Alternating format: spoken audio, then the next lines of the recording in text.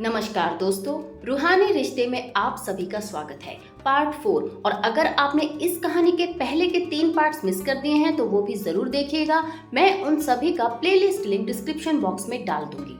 कल रात की मीटिंग और मोहिनी की वापसी ने हवा में अनजाना बोझ भर दिया था। रणविजय अपने हैप्चुअल तेज चाल में कॉन्फ्रेंस रूम की तरफ जा रहा था, लेकिन उसकी आंखों के नीचे काली परछाइयां नींद की कमी का सबूत थी, जैसे रात भर किसी अदृश्य साई से लड़ता रहा हो।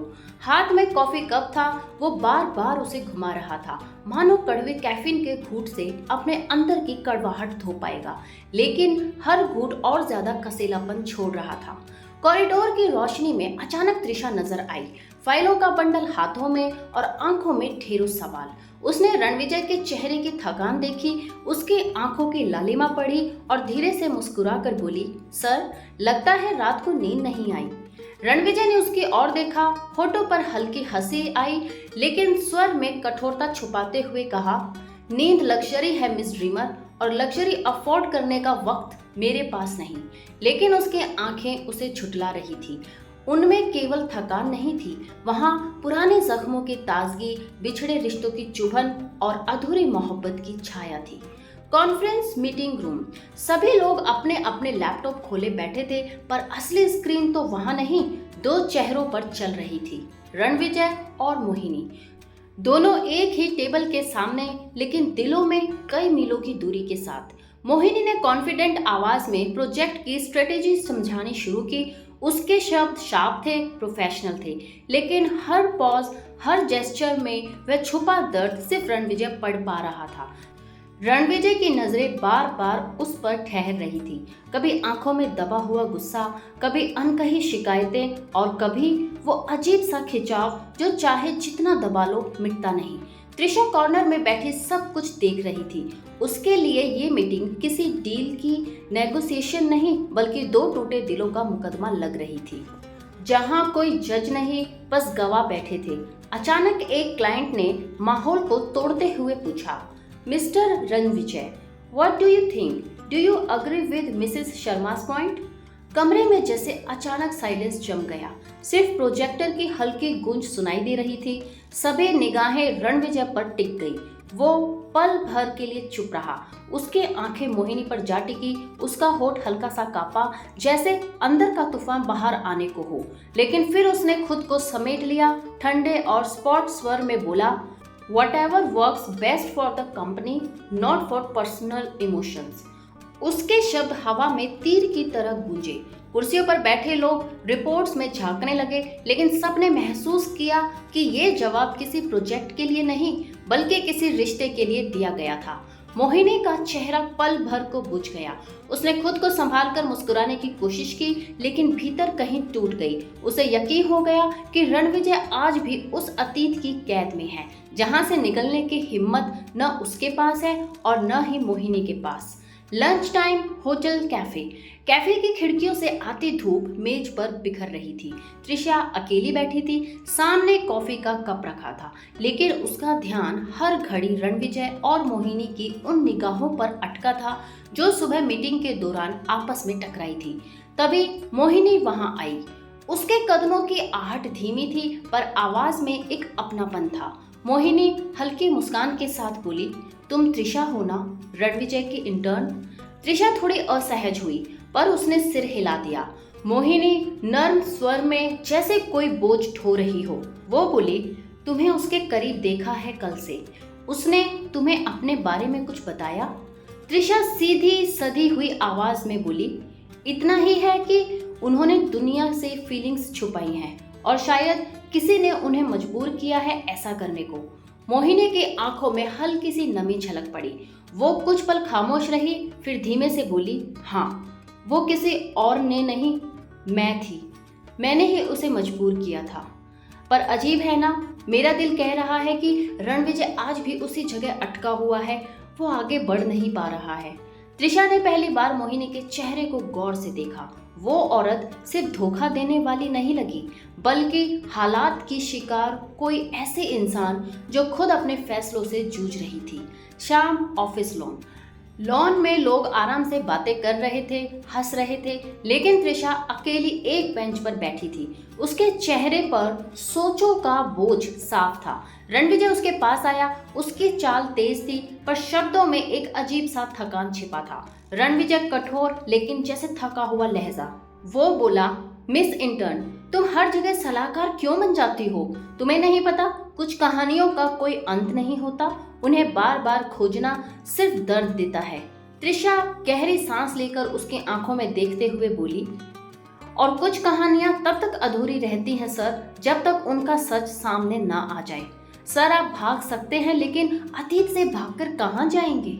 रणविजय पल भर को चुप रह गया। उसकी आंखें कहीं दूर देखने लगी, जैसे पुरानी यादों में खो गया हो। फिर उसकी आवाज भारी और टूटी हुई लगी। 7 साल पहले मेरा सब कुछ खत्म हो गया था त्रिशा। अब नया चैप्टर लिखना कोई मायने नहीं रखता। त्रिशा ने सीधा उसकी आंखों में देखा और धीमे से बोली, पर शायद आपकी कहानी का नया चैप्टर मैं हूँ सर, क्योंकि आपकी कोल्ड दुनिया में पहली बार आपने मेरी वजह से मुस्कुराना सीखा। रणविजय का चेहरा ठिठक गया। उसकी आंखों में एक हल्की सी चमक आई, जैसे किसी ने बुझते दीपक में फिर से हवा फूकी हो। लेकिन अगले ही पल उसने निगाहें फेर ली, मानो उस सच्चाई से डर रहा हो। रात, होटल टेरेस। बारिश की बूंदें रेलिंग पर गिरकर एक ठंडी धुन बना रही थी। त्रिशा टेरेस पर खड़ी थी, हवा उसके बालों से खेल रही थी। उसकी नजर दूर शहर की रोशनियों में खोई थी, मानो सोच रही हो, क्या वाकई उसकी जगह रणविजय की कहानी में है? अचानक उसे लगा कि पीछे कोई है। वो जैसे ही पलटी, मोहिनी खड़ी थी। मोहिनी ने धीमे स्वर में कहा, त्रिशा, क्या तुम सच में मानती हो कि रणविजय फिर से प्यार कर सकता है? त्रिशा ने सीधी नजर से जवाब दिया, हाँ, क्योंकि अगर वो सच में मर चुके होते तो मेरी बातों पर कभी असर ही ना होता। मोहिनी की आंखें भर गई।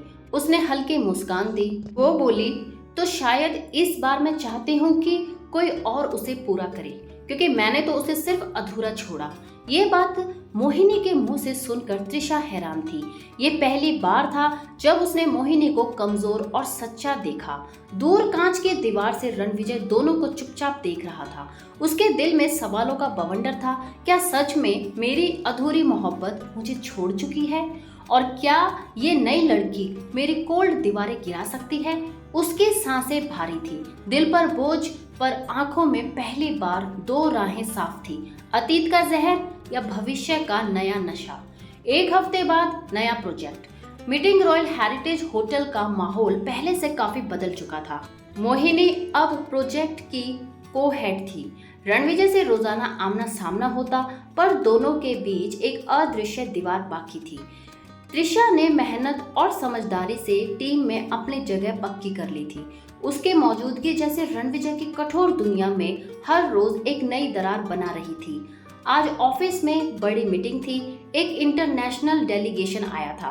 प्रेजेंटेशन बेहद क्रिटिकल थी और सबकी नजरें रणविजय और मोहिनी के कोलैबोरेशन पर थी। रणविजय पूरी तरह प्रोफेशनल बने रहने की कोशिश कर रहा था, मगर मुतासिर आंखों में मोहिनी की उपस्थिति बार बार चुप जाती थी। प्रेजेंटेशन के बाद लंच ब्रेक हुआ। टीम कैफेटेरिया में इकट्ठा हुई थी। वहां अचानक माहौल तब बदल गया जब टीम के सीनियर ने अनाउंस किया कि एक बड़ी ऑफसाइट मीटिंग कश्मीर में रखी जा रही है, जहां सभी को एक साथ जाना होगा। कश्मीर का रिजॉर्ट। बर्फ से थिरा थके हारे सभी विशाल रिजॉर्ट में दाखिल हुए। चारों तरफ बर्फ, दूर दूर तक देवदार के जंगल और रात को झिलमिलाते कैंप फायर, पहाड़ों की ठंडी हवा, टीम का मस्ती भरा माहौल, लेकिन किसी के दिल का बोझ कम नहीं था। रात का कैंप फायर, टीम की हंसी मजाक और बीच बीच में रणविजय और मोहिनी की तकरार। इसी माहौल में नीली रोशनी के बीच रणविजय अचानक आसपास को अनदेखा करके दूर झील के किनारे चला गया। त्रिशा ने नोटिस किया, ऐसा वो तब करता है जब वो बहुत परेशान या उलझन में हो। झील का किनारा, अकेला। रणविजय की ठंडी रोशनी, झील के पानी पर चांद का प्रतिबिंब। रणविजय दोनों हाथ पैंट की जेब में डाले खड़ा था। आंखों में वही अनकहा दर्द, वही पुराना खालीपन। पीछे से त्रिशा आकर खड़ी हुई। त्रिशा बोली, सर, आप सबके लिए मिसाल हैं, मगर खुद के लिए क्यों इतने मुश्किल? रणविजय हल्की हंसी के साथ बोला, मिसाल बनने का मतलब ये तो नहीं कि इंसान अपने घाव दिखा दे, मिस ड्रीमर। त्रिशा उसके बगल में आ खड़ी हुई, उसकी आंखों में झांकते हुए बोली, और कभी कभी घाव दिखाने से हीलिंग तेज होती है सर। रणविजय ने पलटकर उसे देखा। उसकी सच्चाई और जिद दोनों उसे खींच रही थी। चुप्पी को तोड़ते हुए उसने पहली बार अपनी फीलिंग्स को स्वीकारा। वो बोला, त्रिशा, तुम्हारी मौजूदगी कड़वाहट में भी किसी मीठी धूप जैसी लगती है। मैं डरता हूँ दोबारा टूटने से, दोबारा किसी को खोने से। त्रिशा के होठों पर हल्की मुस्कान आई। उसने सॉफ्टली उसका हाथ थाम लिया।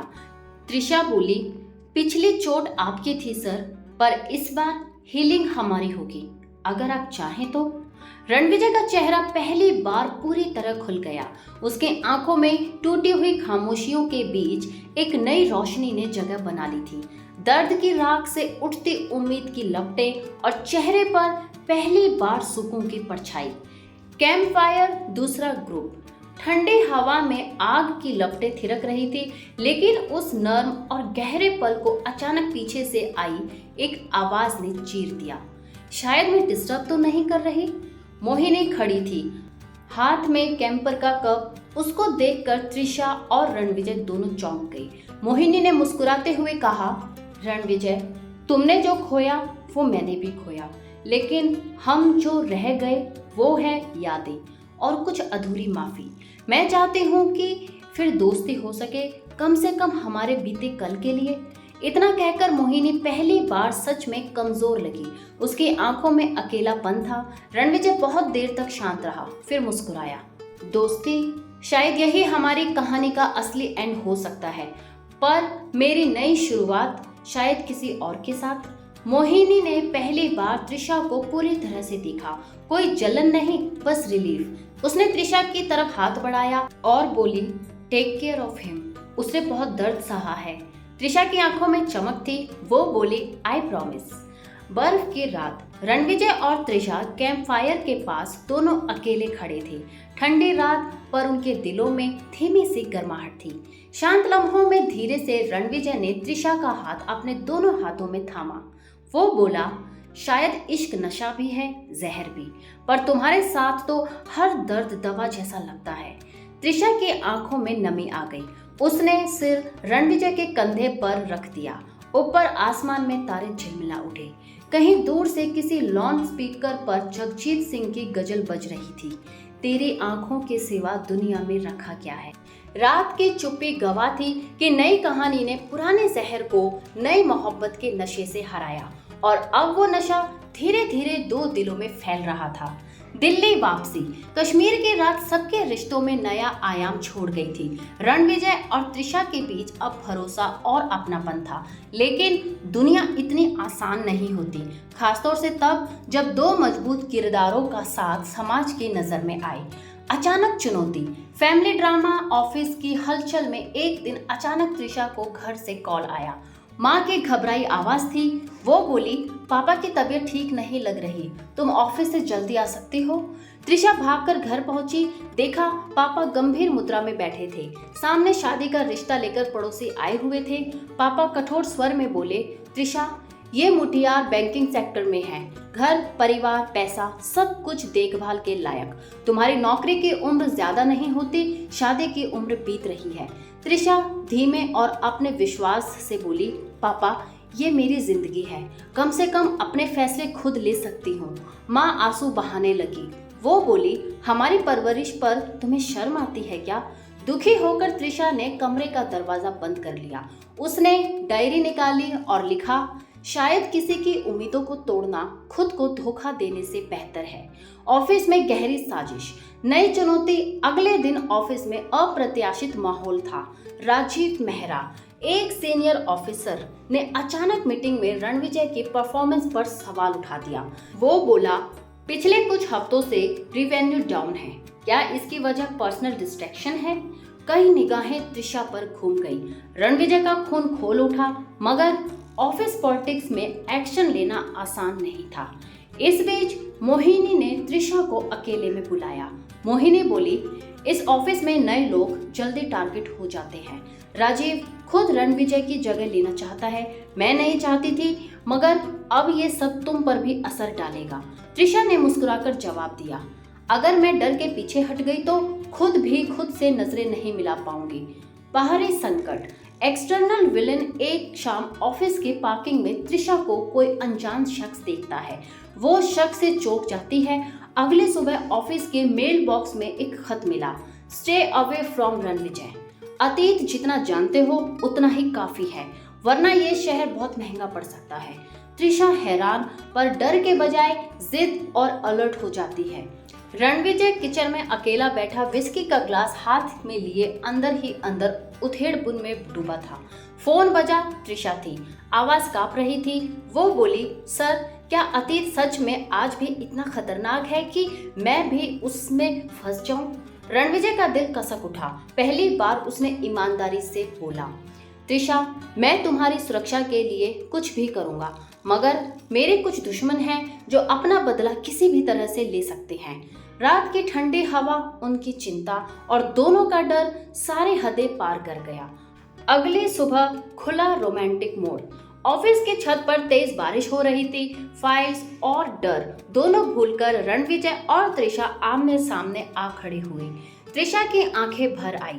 वो बोली, सर, चाहे आगे कुछ भी हो, मैं पीछे नहीं हटूंगी, क्योंकि मुझे भरोसा है कि हमारा रिश्ता हर जहर को हराएगा। रणविजय ने पहली बार दुनिया के सामने उसका हाथ थामा।